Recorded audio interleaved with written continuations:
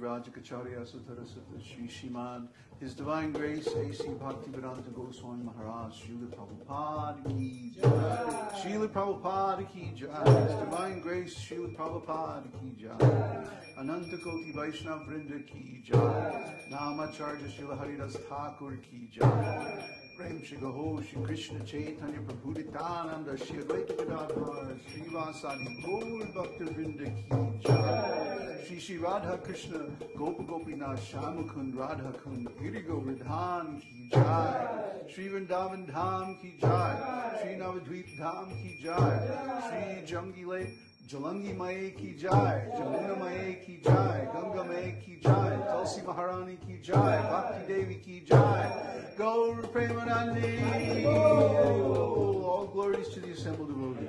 All glories to the assembled devotees. All glories to the assembled devotees. All glories to Shri Guru Gauranga. All glories to Srila Prabhupada. All glories to Namo Vishnu Padaya Krishna Prasthaya Bhulay Shmati Bhakti Vinod Swami Shami Namaste Saraswati Devi Gauravani Pacharni Vishesha Shinivani Vishchacha.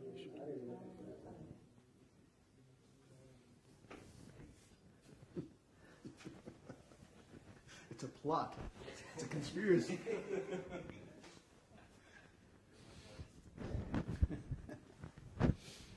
Well, what good is spiritual life if it's not fun? Huh?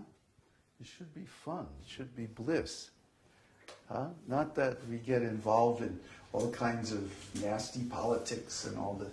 I was just reading over, we're involved in a project right now to archive all of the old forum posts, and I was looking back in some old emails from 2004, 2005. Yeah. Good old Gmail, huh? Keeps everything. And it was remarkable because in those days I was surrounded by people who didn't get it and who were always betraying me in one way or the other. This went on for a long, long time, for years, 20, 30 years, something like this. This is when you were in the Taliban? Yeah. As long as I was associated at all with ISKCON, the same thing kept happening over and over and over again. I would try to make some innovation in preaching, reach out to a new audience, and it would just start to be successful, and then somebody would pull the rug out from under my feet, and I'd have to start all over again.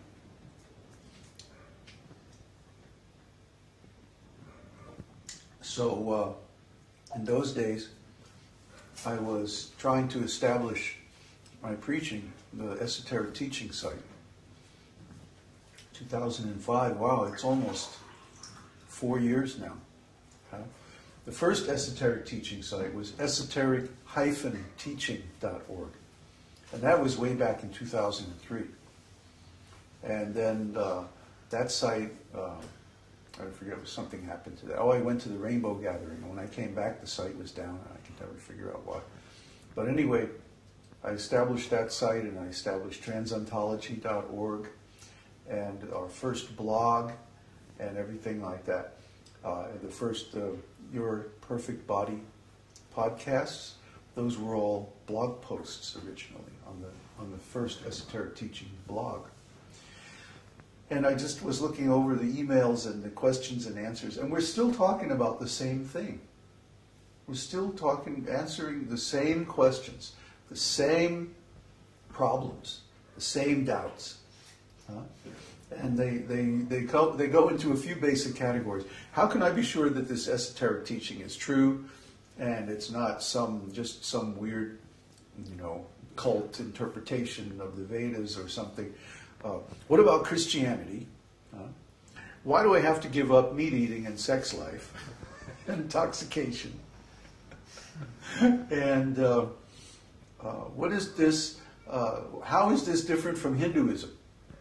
I mean, there's just like 4 or 5 basic categories of questions that come up again and again. So our archive project is to get all those blog posts, to collect all the forum posts from way back in the days, and publish them in some kind of easily readable format, so that when these questions come up in the future, we can just point people at a link and say, here, look at that, just read all that, you'll be fine.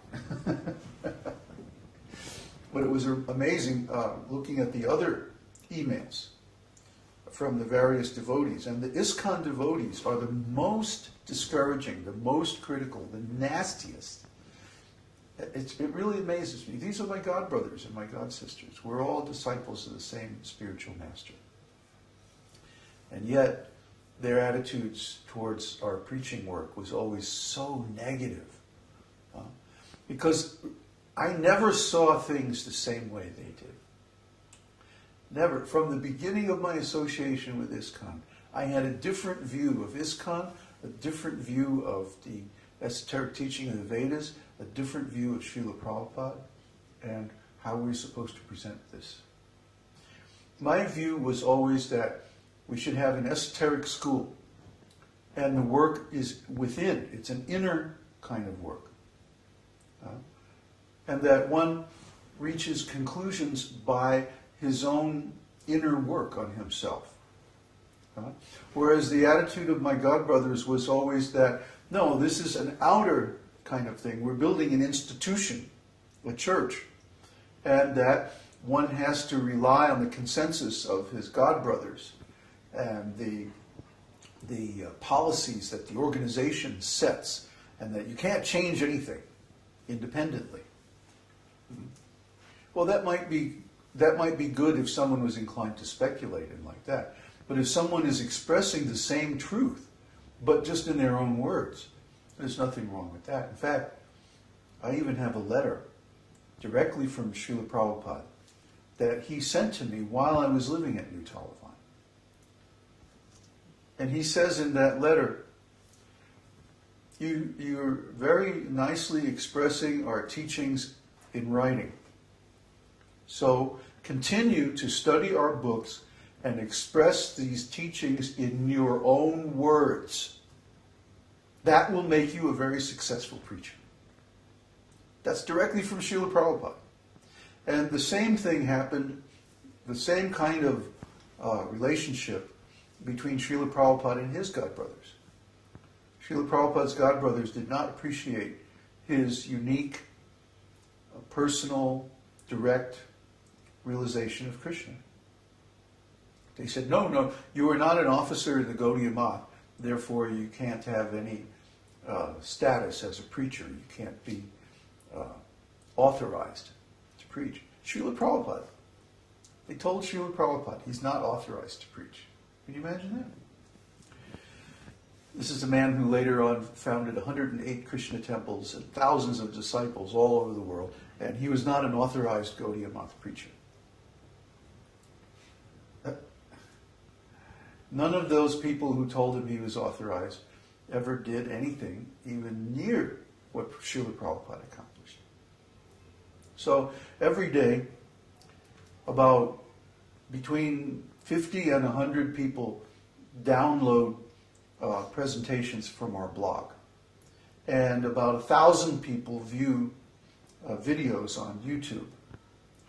And we can't even count the number of downloads from our regular site simply because I'm too lazy and I haven't done all the work of collecting those statistics. But we get every day about 1,000 hits, between 1,000 and 1,500 hits on their website. So every day, maybe 3,000 people are actually contacting our work and getting some benefit. Now, who else is doing like that?